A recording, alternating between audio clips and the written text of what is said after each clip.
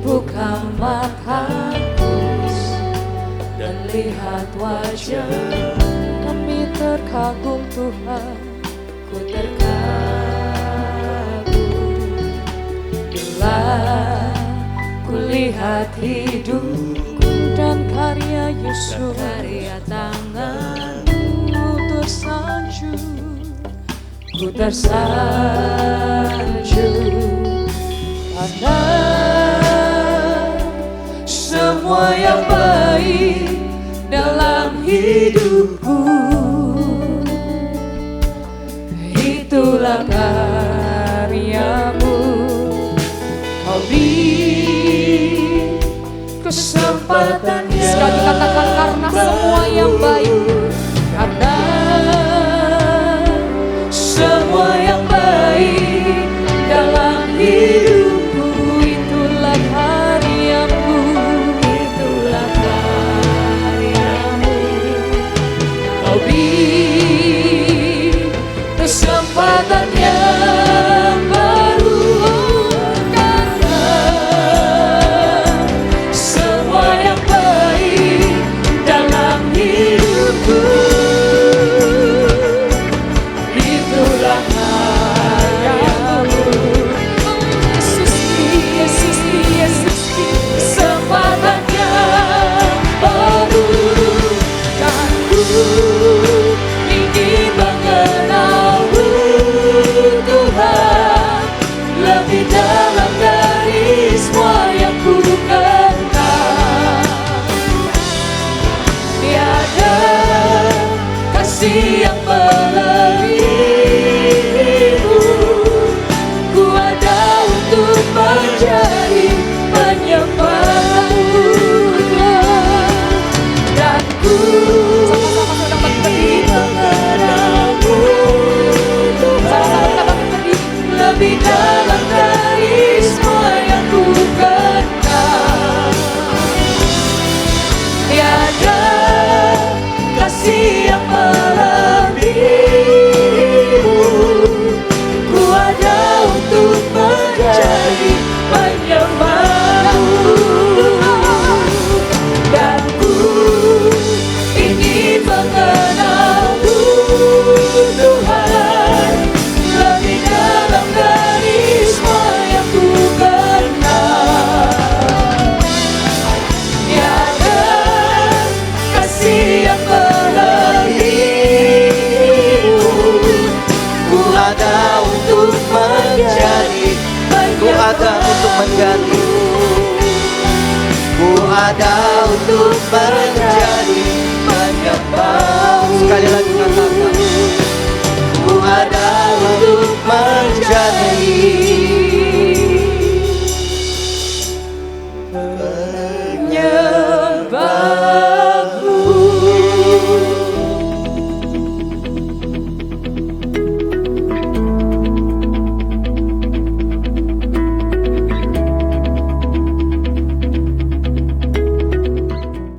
Shalom. Silakan duduk Bapak Ibu semua. Apa kabar? Selamat tahun baru ya. Selamat tahun baru saya ucapkan bersama istri dan keluarga GMCC. Hari ini saya mau berbicara tentang ucapan syukur saudara. Berapa banyak dari saudara yang tahu arti pengucapan syukur? Tahu semua. Ya, kalau saya datang ke jemaat, gimana kabarnya? Ya, lagi banyak masalah. Cuma ya mengucap syukur aja. Lihat ya. Ya, cuma mengucap syukur saja. Bagaimana anak-anak kerjaan, ya mau apa lagi, cuma bisa mengucap syukur. Bagaimana nanti masa depan, mengucap syukur saja deh, begini aja udah cukup. Seolah-olah orang yang mengucap syukur adalah orang yang lagi kalah. Orang yang lagi pasrah sama keadaan, orang yang lagi menerima keadaan, kegagalan, akhirnya mau gak mau saya harus mengucap syukur. Itu kan gereja ajarkan, mengucap syukur senantiasa dalam keadaan baik atau tidak baik. Nah rata-rata jemaat mengucap syukur dalam keadaan yang tidak baik, baru mengucap syukur tanpa pengertian yang benar. Yang setuju katakan amin. Jadi saudara mengucap syukur tanpa pengertian atau pengetahuan yang benar, saudara akan mengulangi kegagalan dan menemui air mata di setiap tahunnya. Karena kegagalan yang dibuat adalah kegagalan sendiri. Waktu gagal selalu jawabnya, yuk kita mengucap syukur. Mau apa lagi? Artinya saudara, ucapan syukur itu jadinya tidak berkuasa karena orang yang mengucap syukur, orang yang percaya tetapi lagi terpuruk mengalami kegagalan. Dan kata kunci yang paling dominan dilakukan berkali-kali, mengucap syukur. Jadi seolah-olah orang yang mengucap syukur itu orang yang kalah. Bukan, orang yang mengucap syukur, dia tahu jelas hidupnya sudah dimenangkan, hidupnya menerima kasih Tuhan, menerima otoritas Tuhan, menerima kemenangan walaupun harapannya tidak sesuai dengan doanya. Tapi dia mengucap syukur sebagai tanda orang percaya. Ngerti dong? Jadi kalau saudara mengucap syukur, saudara mesti mengerti bahwa saya sudah dimenangkan, bahwa masalah saya sudah ditanggung oleh darah Yesus, walaupun masalahnya belum selesai. Karena sebelum selesai, Tuhan berpihak sama saya mengucap syukur dengan situasi yang tidak enak ini. Mengucap syukur, tanda kita harus merubah pikiran dan hati kita yang lama. Mengucap syukur merubah kesalahan serta kegagalan yang pernah kita buat, jangan gagal lagi dong. Udah penuh air mata, masa tahun ini penuh air mata lagi karena kesalahan diri kita. Waktu nanti penuh air mata, ucap syukur, orang kalah jadinya. Dan orang melihat kalah terus, orangnya kok pasrah terus, mengucap syukur aja setiap hari kerjaannya, tapi nggak menang-menang. Nah hari ini saudara, saya mau mengajarkan kita, ucapan syukur bukan menerima situasi yang sedang terjadi, tapi mengucap syukur sambil berkata, jangan mengucap syukur sambil berkata, siapa tahu ya, kalau kita mengucap syukur, jangan-jangan nanti Tuhan bela hidup saya. Akhirnya kita mengucap syukur dengan asumsi, kalau saya mengucap syukur, siapa tahu Tuhan membela hidup saya yang sedang gagal atau kalah.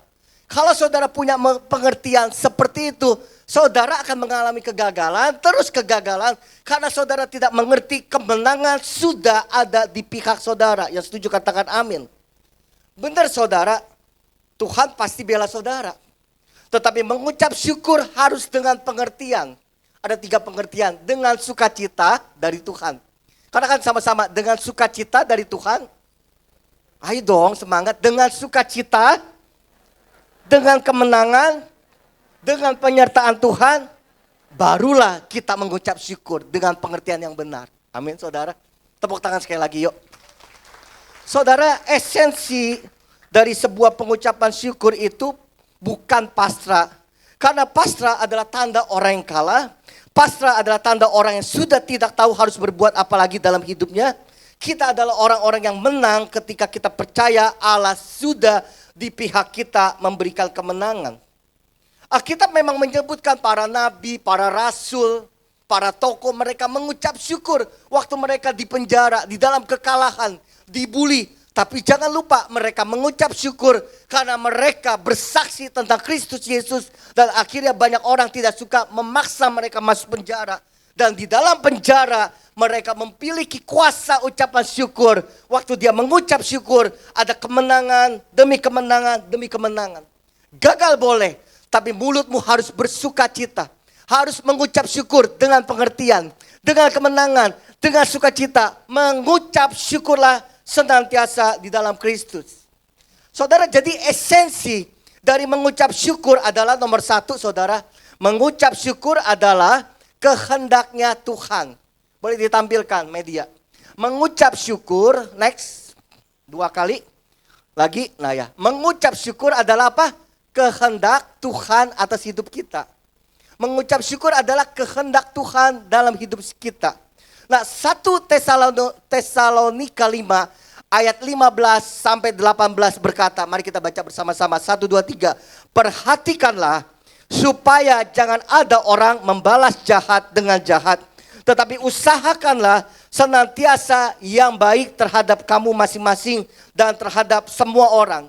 Kisah Tesalonika saudara tentang pelayanan Rasul Paulus di Tesalonika. Dia sedang menguatkan, memberikan nasihat di jemaat Tesalonika.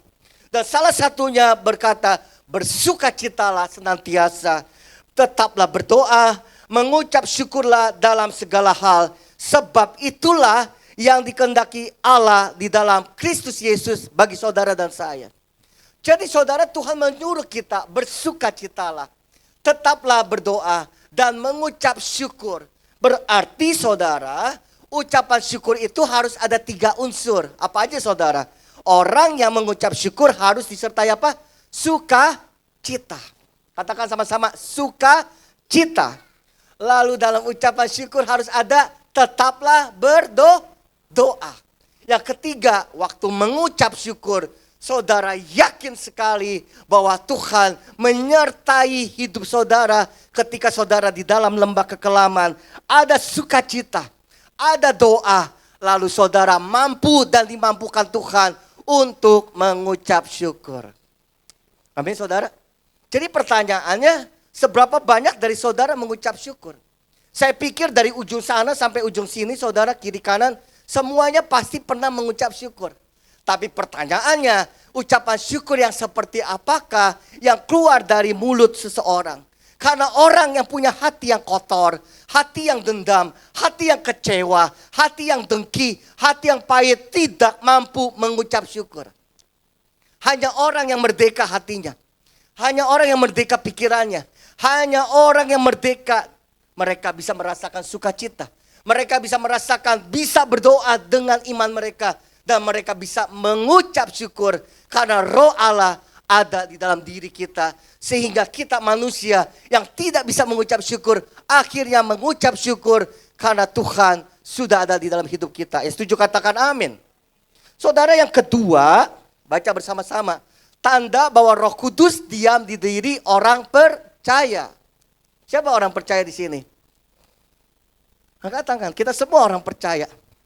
Kita percaya ada Kristus sebagai Tuhan dan Juru Selamat kita. Kita percaya Yesus adalah satu-satunya Tuhan penebus hidup kita. Kita percaya kita sudah diselamatkan tanpa kekuatan manusia.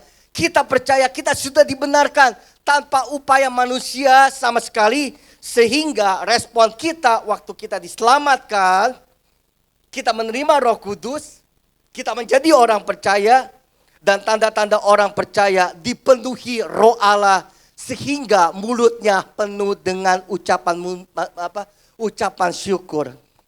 Saudara, Yesus kasih perumpamaan dalam perjalanannya dia ke waktu dia perjalanan dalam pelayanannya di Lukas 17 ayat 15. Ada 10 orang sakit kusta yang tidak sembuh.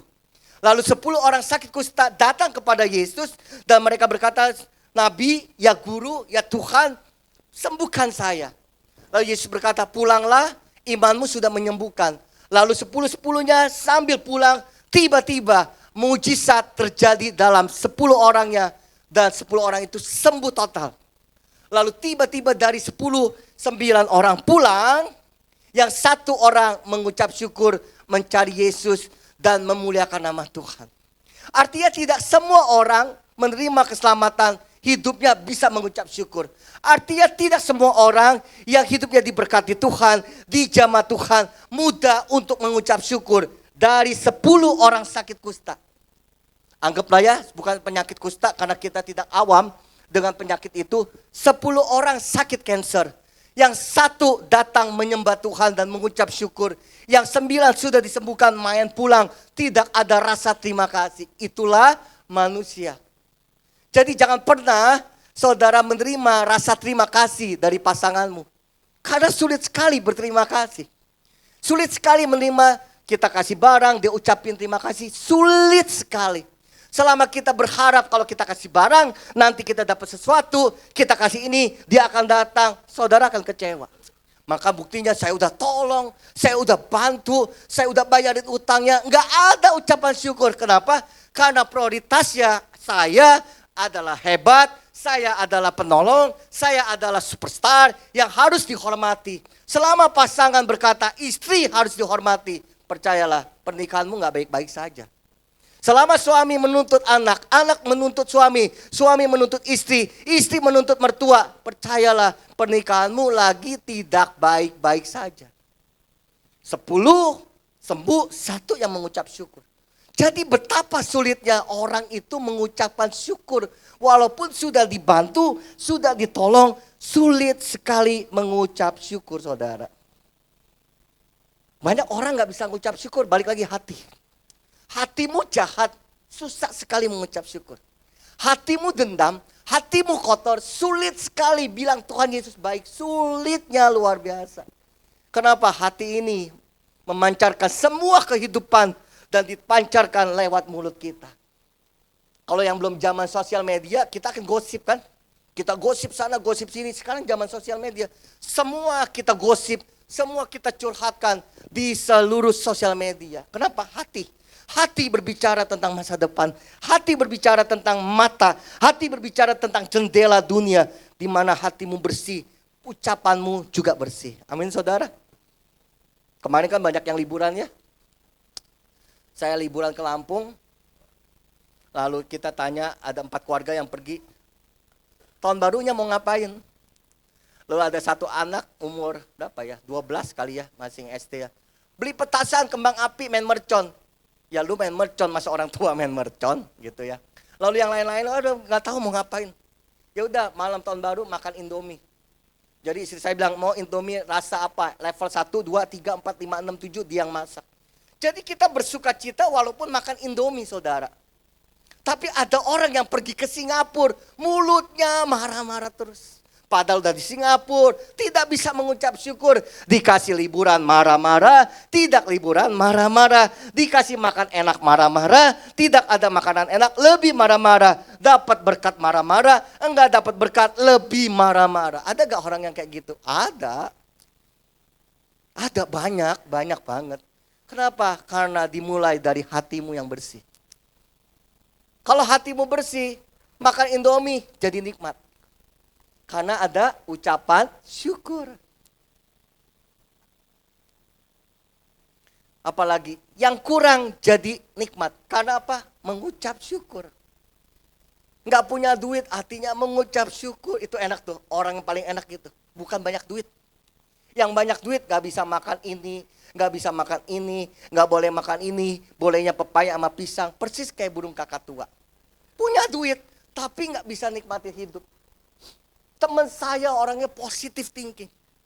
Sangat positive thinking sampai saya berkata, kok bisa ya? Waktu itu saya pernah cerita ya. Dia punya cancer stadium 3B menuju 4. Tidak ada satu kata pun dari mulutnya dia, Tuhan itu jahat. Padahal umurnya 6 bulan lagi kata dokter. Mulutnya selalu berkata, Tuhan mah baik kok. Dia pelihara anak-anak, masih ke Singapura saya. Iya tapi lu ke Singapura kemoterapi. Ya bener kemoterapi ya. Betul ya, kemoterapi. Diagnosanya cancer 6 bulan lagi umurnya. Iya Tuhan Yesus baik, hebat itu orang. Itu orang ngucap syukur, di kemoterapi ucap syukur, rambut rontok ucap syukur. Enggak marah sama Tuhan, enggak Tuhan baik. Makan cuma sayur-sayuran sama nasi hitam tanpa bumbu. Yesus baik, saya aja kadang komplain kok. Kita makan bakmi kelembekan komplain, betul. Makan bakmi, beli bakmi, daging ayam sedikit kita komplain bukan. Kepedesan kita komplain kan. Orang ini tidak ada komplain. Makanya hatinya mengucap syukur, hatinya bersih, dia memuliakan Tuhan. Dan hari ini kansernya stadium 1. Kenapa? Ucapan syukur adalah tanda di mana saudara menerima kemenangan dari Tuhan. Jangan mengucap syukur waktu saudara dapat kanker stadium 3, dokter berkata umurnya 3 bulan lagi. Ucap syukur yang banyak ya, udah buat apa? Jadi dari sekarang mari kita mengucap syukur, amin. Kita tepuk tangan buat Tuhan. Dari sekarang kita mengucap syukur, enak atau tidak enak, suka atau tidak suka, sesuai harapan atau tidak sesuai harapan, setuju atau tidak setuju, menang atau kalah, gagal atau hebat, kaya atau miskin, tetaplah mengucap syukur. Karena orang percaya bisa mengucap syukur, karena Roh Kudus yang memampukan diri saudara mengucap syukur. Banyak jemaat tanya saya tahun 2025 mau ngapain pastor? Ya udah mengucap syukur. Banyak doa dan puasa, udah gitu aja. Banyak doa, banyak puasa di tahun 2025. Karena orang yang banyak doa, banyak puasa, dia bisa melihat ke depan. Karena Tuhan memberikan otoritas untuk dia melihat masa depannya sendiri. Ya nanti didoain sama pendeta, ya penting. Tapi terlebih penting ketika saudara ambil waktu berdoa dan berpuasa. Saya suka bilang sama anak saya. Mereka suka tanya gini, Dedi kok bisa dengar suara Tuhan? Dedi kok bisa lihat seseorang masa lalunya dan masa yang akan datang? Kalau saya bilang itu giving. Tuhan kasih pemberian itu kepada Dedi. Dan cuma satu syaratnya apa? Banyak doa, Ajak Tuhan berbicara seperti sahabat dimanapun di semua situasi. Enak tidak enak mengucap syukur. Nanti Tuhan berbicara sama saudara pelan-pelan. Caranya Tuhan sama caranya saudara, cara saya sama cara saudara berbeda. Kita punya pengalaman berbeda, kita punya didikan berbeda. Tetapi waktu kita datang sama Tuhan, kita ambil waktu seminggu sekali puasa sama Tuhan. Benar deh saudara, saudara akan dengar suara Tuhan secara jelas dan bukan asumsi. Jadi apapun yang saudara kerjakan, entah itu baik atau tidak baik, mengucap syukur. Ajak Tuhan berbicara, karena Tuhan akan berbicara buat orang-orang yang percaya dan mengandalkan Dia. Aduh saya tapi orang berdosa, oh gak peduli. Saya baru bertobat, gak peduli. Saya masih begini-begini, tidak peduli. Karena Tuhan mau berbicara dengan orang-orang yang tidak bersih-bersih juga. Tuhan mau berbicara sama orang yang berdosa juga. Dia buka diri dan berkata, aku gak fokus sama dosamu.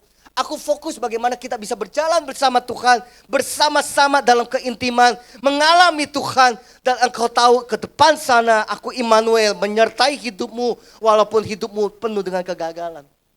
Amin saudara.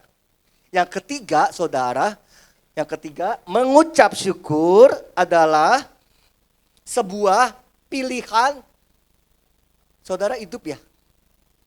Yuk baca sama-sama. Mengucap syukur adalah sebuah pilihan, bukan perasaan.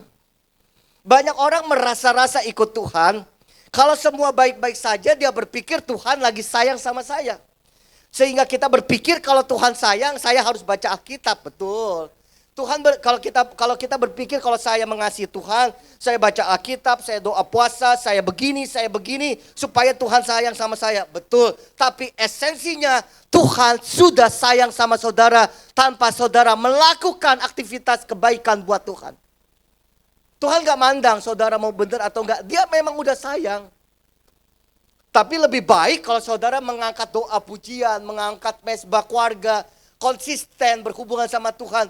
Apakah menambah kesayangan Tuhan? Enggak juga. Tapi sebagai respon tanggung jawab, sebagai orang benar, kita harus melakukan doa, puasa, ucapan syukur. Sehingga kita tahu bahwa Tuhan memang baik tanpa syarat apapun. Dia tidak pernah menjahatkan kita. Dia tidak pernah membuat hidup kita bangkrut. Dia tidak pernah membuat kita berpenyakitan. Tetapi semua kesalahan dosa kita sudah ditanggung oleh darah Yesus. Dan inisiatif Tuhan Yesus kita. Amin. Inisiatif kita. Jadi mengucap syukur adalah sebuah pilihan. Saudara harus pilih mau mengucap syukur atau marah-marah. Mau maki-maki orang atau mengucap syukur. Karena mengucap syukur adalah sebuah langkah iman, otoritas yang baik atas hidup kita. Saudara, tidak semua yang pahit harus dibuang. Jangan-jangan itu obat yang menyembuhkan hidup saudara. Tidak semua yang manis cepat-cepat saudara ambil, minum, makan karena saudara pikir enak. Jangan-jangan yang enak itu adalah racun yang mematikan hidup saudara. Mengucap syukur adalah pilihan mutlak sebagai orang percaya. Saya memilih mengucap syukur daripada saya marah-marah. Saudara, dokter, hasil penelitian kedokteran, orang yang bersuka cita, orang yang mengucap syukur, orang yang bisa menyanyi tepuk tangan bersama-sama di sini, lalu kasih salam kiri kanan, katakan shalom, kasih senyum. Saudara sedang menumbuhkan, menaikkan hormon namanya dopamin, endorfin, serotonin. Apa itu? Hormon kasih sayang, hormon ketenangan, hormon melepaskan stres, hormon kebahagiaan. Itu lagi ada waktu saudara ada di gereja. Kan gereja terbatas kan? Kenapa kita gak teruskan sampai di rumah? Kita mengucap syukur. Karena orang yang tidak memilih untuk mengucap syukur, dia akan menerima namanya hormon kortisol. Hormon stresnya meningkat, hipertensi, stroke, mati. Jadi saudara milih aja ya. Saudara mau cepat mati ketemu Tuhan, atau saudara mau lama ketemu Tuhan. Tapi lama juga gak enak di dunia ya. Pengen mati juga gak berani. Jadi mati salah, dan hidup memang serba salah. Jadi susah banget saudara. Mau ketemu Tuhan, mau. Yuk sekarang didoain, gak mau. Bayar cicilannya mahal, masih ada cicilan. Tapi waktu bayar cicilan pengen mati. karena dia juga nggak mau bayar cicilan. Lihat ya, itu pilihan kau saudara. Saya lebih baik memilih mengucap syukur. Lebih baik saya melangkah mengucap syukur daripada tidak melangkah. Lebih baik saya berjalan satu langkah mengucap syukur daripada saya berjalan mundur mengalami depresi. Itulah iman. Ucapan syukur adalah sebuah bentuk iman, di mana waktu saudara mengucap syukur, saudara berkata, aku punya masalah, aku serahkan sama Tuhan, dan aku mengucap syukur sebagai tanda orang percaya, dan masalahku ambil alih Tuhan, karena aku tidak mampu. Oleh karena itu kita disebut orang pemenang. Amin saudara. Dan yang terakhir, jaga hati saudara. Jaga hati susah, benar-benar susah. Kita naik mobil, udah ikuti lalu lintas, enggak melanggar, diserempet. Kita udah pernah bener jalan di tol cuma 100 km, ada yang lari 160 km karena dikejar anjing gila. Tabrakan, kita jadi korban. Susah kan hidup. Kita makan, udah pelan-pelan, udah kata dokter nanti kalau makan jangan cepet-cepet, kunyah 32 kali. Kita saking menaatin kunyah 38 kali, ketelak mati juga. Jadi hidup tuh susah ya. Aduh hidup ini susah. Tapi daripada terus susah, udahlah yuk kita bersihkan hati kita. Pakai pikiran Kristus, pakai mata Kristus, pakai mata hatinya Kristus. Supaya kita bisa mengucap syukur. Amin. Ya habis ngomong gini sih, gampang, betul gampang. Tak turun juga berjuang sih. Tapi lebih baik saya berjuang untuk melakukan ucapan syukur sebagai tanda saya orang percaya, punya iman sama Tuhan, dibanding saya pulang gereja menjadi orang yang kalah lalu mengucap syukur atas kekalahan saudara. Tinggal pilih. Jadi nomor 1, mengucap syukur adalah kehendak Tuhan. Yang kedua, mengucap syukur tanda saudara orang percaya dikasih Roh Kudus, dikasih roh yang merdeka untuk bisa mengucap syukur. Yang ketiga, mengucap syukur sebagai pilihan. Amin saudara. Saudara mau pilih yang mana? Kita pilih buka tahun dengan baik. Tidak ada lagi kata-kata yang kasar. Tidak ada lagi kata-kata mengutuki. Tidak ada lagi kata-kata serampangan. Tidak ada lagi kata-kata yang menghujat, memaki. Bego, saya bilang jangan. Dari mulutmu saudara akan menuai apa yang saudara terima. Tahun ini, tahun penuaian. Apa yang kita tabur, mulut kita akan terima kebaikan sesuai mulutmu. Tahun ini, apa yang kita tabur lewat keuangan kita akan menuai di tahun ini lewat apa yang kita tabur. Saudara menabur buat Tuhan, menabur uang untuk pekerjaan Tuhan, menabur uang untuk yayasan rumah junior, menabur uang untuk proses untuk pertumbuhan gereja ini semakin baik, saudara juga akan menuai.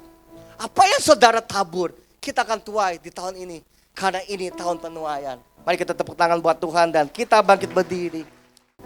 Tuhan, aku memberkati setiap jemaat yang menjaga hidupnya, kekudusannya di dalam kebenaran dan kesetiaannya. Diberkatilah anak-anak muda yang menjaga tubuhnya, menjaga hidupnya, menjaga kekudusan dalam dirinya. Diberkatilah setiap orang tua yang single parent, memberikan masa depan yang baik. Engkau Immanuel atas mereka. Diberkatilah orang-orang yang setia, mempercayai Tuhan, menjaga hidup benar, dan terus menjaga hidup benar sampai Tuhan Yesus datang. Diberkatilah kita semua, berkat dari Allah Bapa, Yesus Kristus dan Roh Kudus menyertai kami. Dan semuanya yang percaya berkata, amin. Tuhan Yesus memberkati Bapak Ibu semua.